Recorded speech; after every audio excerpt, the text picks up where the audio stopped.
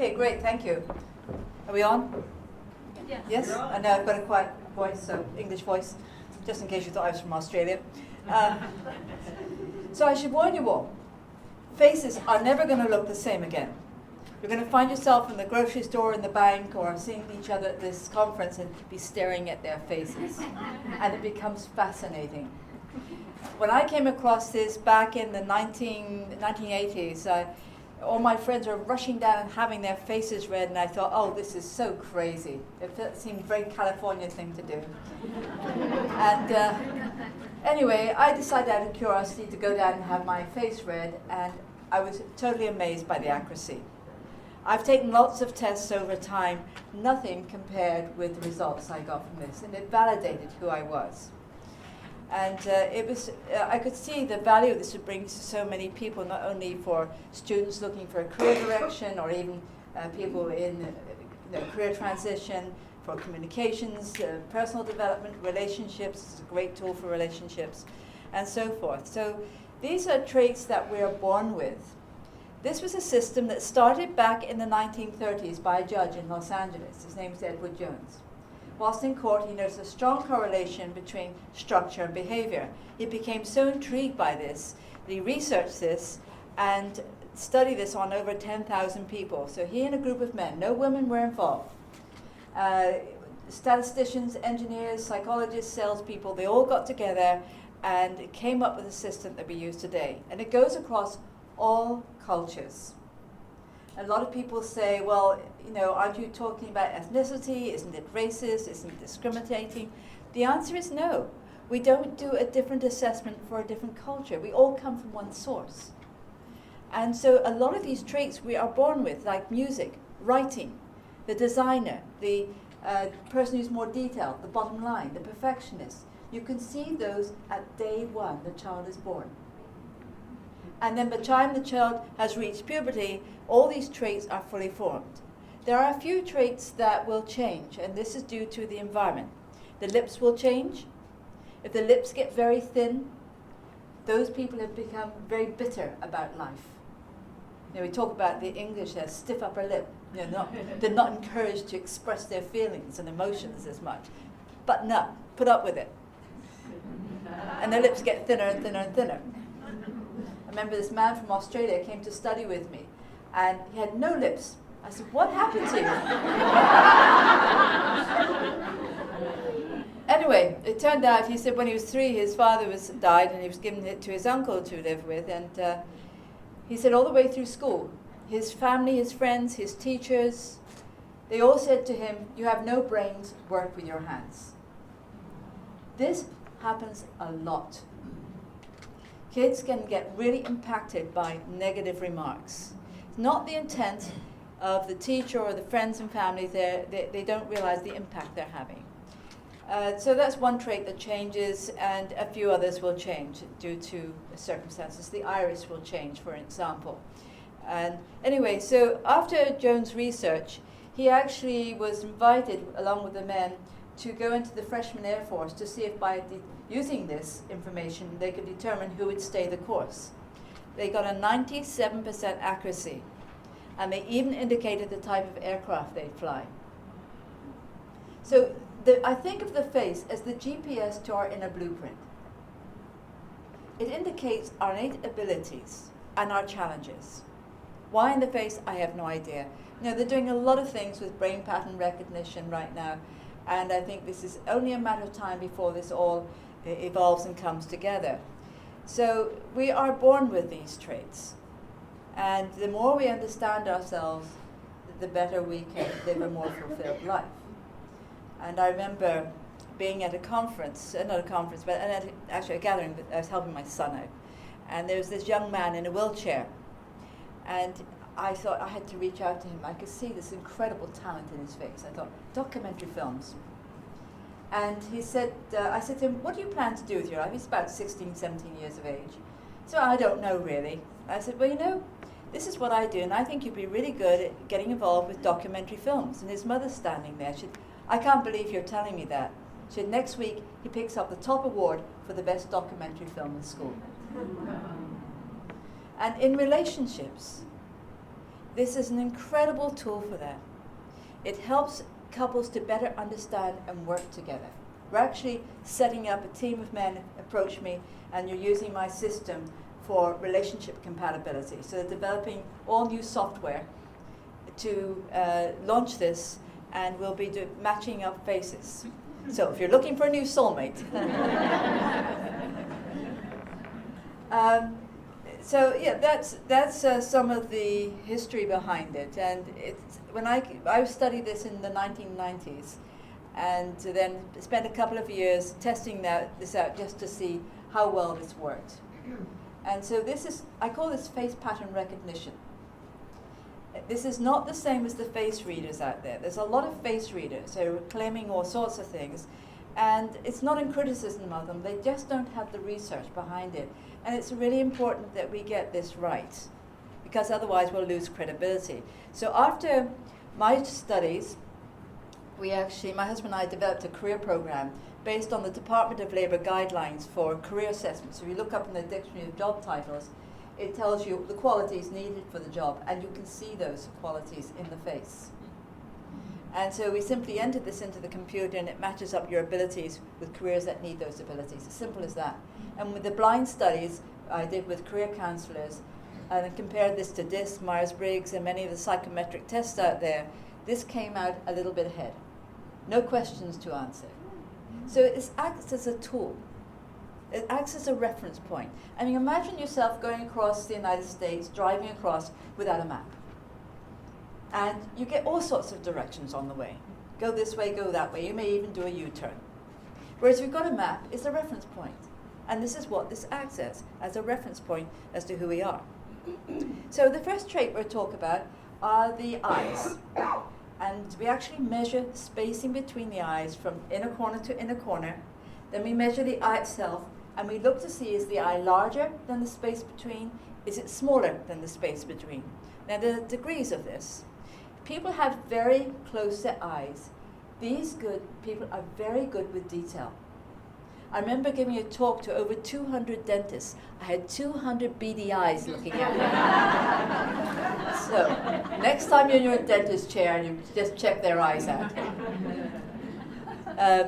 Accountants, close-set eyes. Teachers, psychologists, coaches often have close-set eyes, good at working with detail. Now, I'm not suggesting next time you meet up with a client, you take out a measure and start measuring their eyes. They'll remember you. But it does determine how tolerant or how good with details you are, or how, and it doesn't mean to say a wide-set-eyed person that isn't good with details, but the wide-set-eyed person is much more your multitasker, much more laid back. Oh, it's going to be fine, like yourself down here.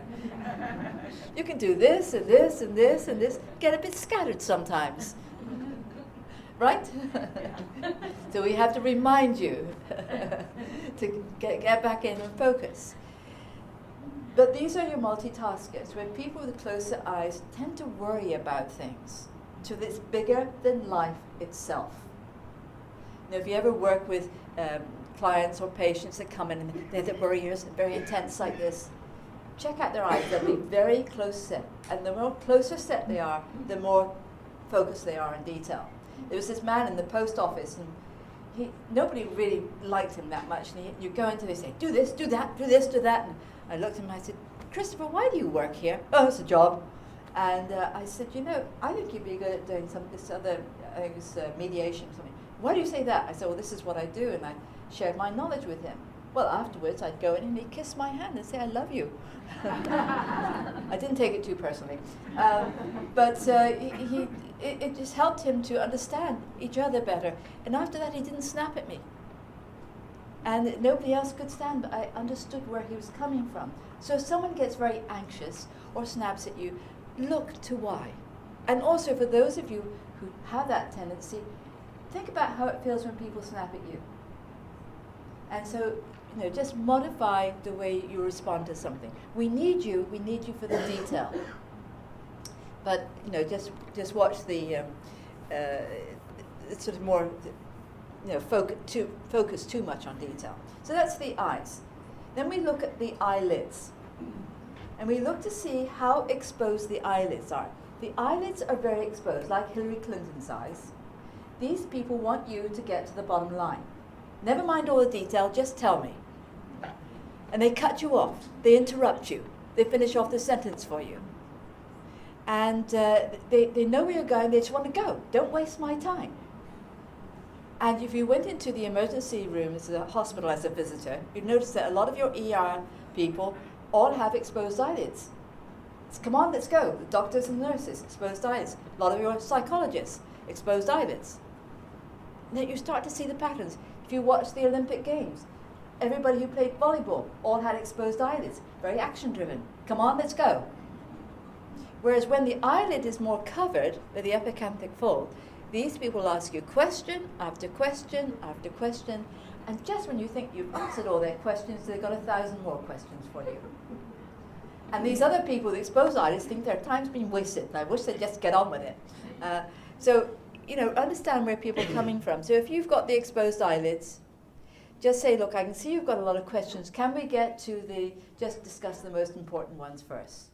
That way you're making your needs known. And vice versa, if you've got the covered eyelids, realize that sometimes you have to speed things up. Okay?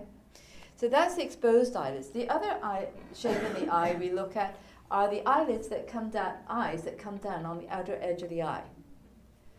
Outer corners. When the outer corners are lower than the inner corner. These are your perfectionists. These are the people who see mistakes that others miss, and they wonder why you miss them. And they can come across as being very critical. They don't hear themselves. I remember this man who sent me a photograph from, he was 75 and he lives in Yorkshire, and he had a very dry sense of humor, long philtrum. That's a dry sense of humor and very sarcastic.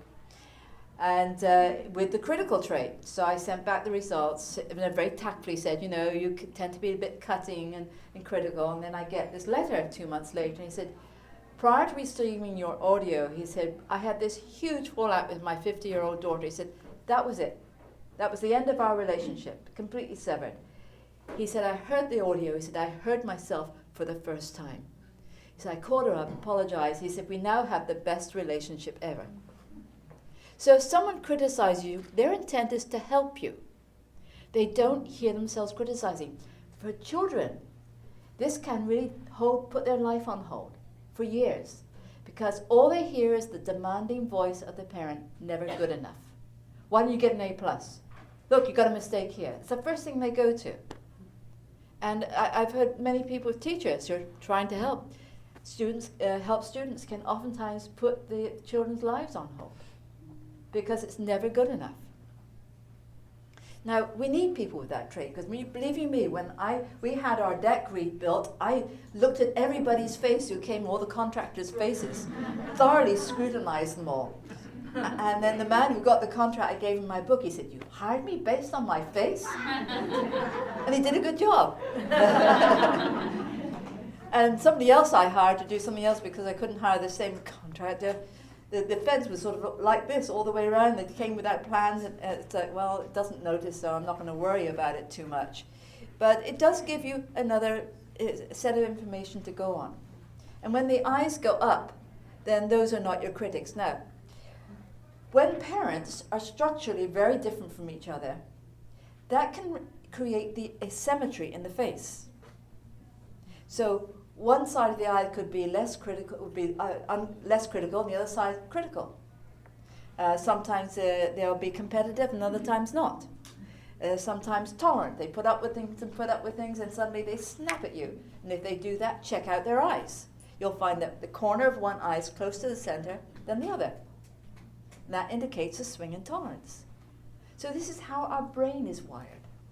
It's how we function.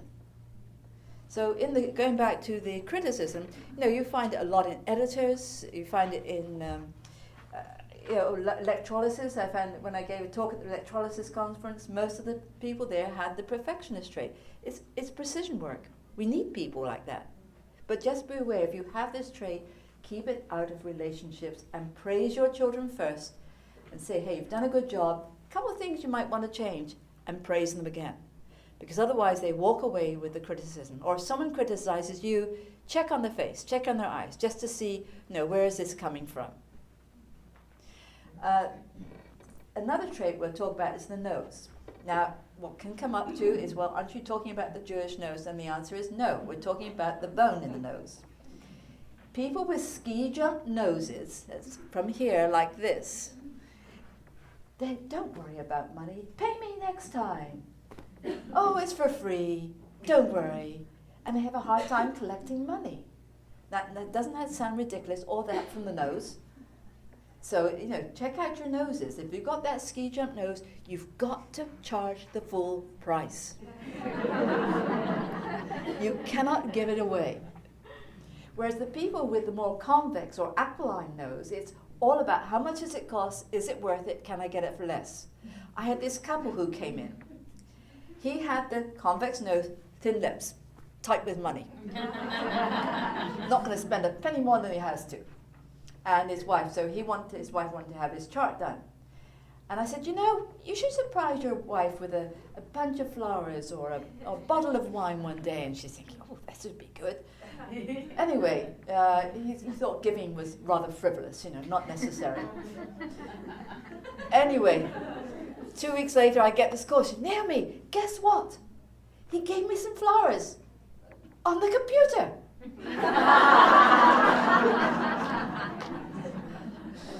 So watch out for those thin-lipped men in the convex nose. Yeah, you find this in women sometimes, but you see it a lot in the men. Now, one of the traits I talked about, the lips that change, and they get thinner and thinner and thinner. They have become so angry that the muscles hold the lips in, till the lips disappear. And then what happens is when the lips disappear, they'll sometimes pull the teeth in. Now you've got your introverts. And they keep things inside themselves. They don't share what's going on. And orthodontists have tried to change the teeth, but they haven't gone to the why. The teeth are that way, so they go back in again. And so they've held their anger. I remember I met this man from England, no lips. His wife was the same, no lips. They'd been brought up in foster homes. And a very sad thing. And then he was dropped off to hospital one day. Actually, he had his mother earlier. And she dropped him off at the hospital to get something done on the throat. She didn't pick him up for a whole week, didn't see him for a week. And he thought she didn't love him anymore. And what he decided to do was to go and look after the 34 worst case foster kids, because he wanted to make a difference in the world. And so, being able to understand why people are the way we are, it comes from understanding rather than judging. And it opens up a whole new level of communication. And you'll be amazed at the accuracy. The same with the narrow face and the wide face. I've just got about a couple of minutes left here. The narrow-faced person gains their confidence through knowledge. When they get into new situations, they get very uncertain about who they are, and whether they can do something. Whereas a wide-faced person, like this lady down here, is, oh, I can do that, not a problem. I mean, you fake it till you make it, perhaps. And but particularly this lady who has, would you mind standing up and showing everybody your face? Oh. There you go, look at this wide face. Oh, I can do it, it's not a problem. She has that whole energy about her, yes. So, be there to support these people. And, learn the traits. For those of you who already bought my book, learn each trait one by one. Practice it. Get the feedback. Say to people, can you relate to this? Don't tell them, oh, you're critical. You just say, do you see the mistakes that other people miss? Yes, all the time. How do you know? Are you psychic or something? I remember I just end up with this, went to Australia on this place. Ladies, this is great fun, because you've got this tool with you wherever you go. On this flight to Australia, sitting next to this man, he asked me what I did, and I quickly told him. And he said, should I read your face? Yes, my hand's all over him. And anyway, he's touring with a group of people, and they're looking at me, and what's this woman doing with his hands on the head and round like this? And they came over and said, is everything all right? I said, oh, yes, it's fine. And so I went on, reading his face.